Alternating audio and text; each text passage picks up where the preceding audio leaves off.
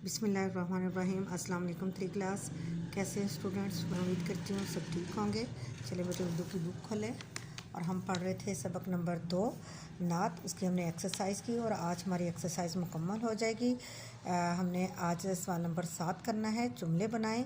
ये लफ्ज़ दिए गए हैं और इनके जुमले बनाने हैं। आपने बुक पे भी ये काम करना है और आपने इस काम को अपनी कॉपी पे भी उतारना है। तो चलिए पहला जुमला बनाते हैं हम ज़ात का।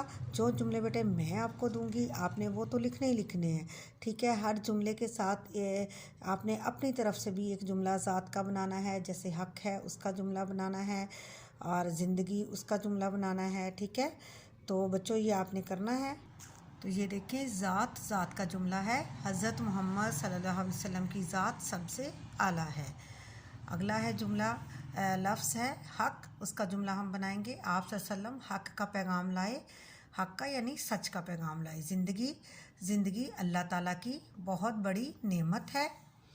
उसके बाद अगला जुमला होगा हमारा रोशनी, सूरज की रोशनी से हरारत मिलती है। भलाई के कामों में हमें बढ़ चढ़ कर हिस्सा लेना चाहिए। हमें दूसरों के साथ भलाई करनी चाहिए, ठीक है।